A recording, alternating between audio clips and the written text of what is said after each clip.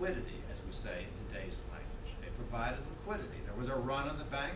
The Denver bank provided liquidity. Now, the interesting thing about the stage is carrying gold. We all know what happens sometimes. Guys with names like Bart, Zeke, that type of guy wearing black hats, they try to rob the stage. That's why stage robbery was such a big deal back then. And the rule was the driver drives the stage until he's blocked. It's illegal to shoot the driver because he's a neutral party. But you can shoot the shotgun because he's guarding the money. And so there's an actual etiquette to doing this because you don't want the stage to turn over. If the stage turns over, you got a problem. So we've got the supplying liquidity through the Wells Fargo stage. Well, now we flash forward 150 years or whatever number of years, and what have we got? We've got Bren Bernanke and Secretary Paulson providing liquidity, not through the stagecoach, but through the internet, by making credit available over the internet. And why have we had all this panic with derivatives, commercial paper, Freddie and Fannie, Bear Stearns, Lehman? Everybody thought that this part of the banking system didn't have money. They were scared, or maybe they didn't have enough money. So people started runs in these places.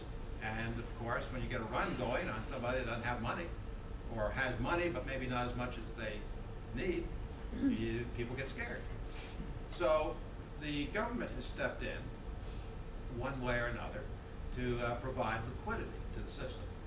And that's what's been going on. And today they're again meeting, or tomorrow they're meeting, so they'll provide liquidity on an international basis. Why? Because there's a lot of international money that floats around the globe that we'd like to get. We've got a lot of international people coming here, and we have money going there, and there's lots of antsy people. Now, if we go to the bank, most of us keep under $100,000 in our checking account, right? In fact, we're probably well under that. And the reason that we're not worried about our banks is we've got FDIC. But we didn't have an FDIC in the Lehman Brothers, Freddie Fannie, Bear Stearns, commercial markets, derivatives, and all that stuff. Well, now they're instituting a backup system temporarily to provide that liquidity so that we won't all run in and create a financial panic. Similarly, they're looking to establish some sort of backup system internationally so that we don't have an international financial panic. Now, are we in good shape? Well, I think once people start to understand what's going on, we will at least be able to say there won't be a financial panic.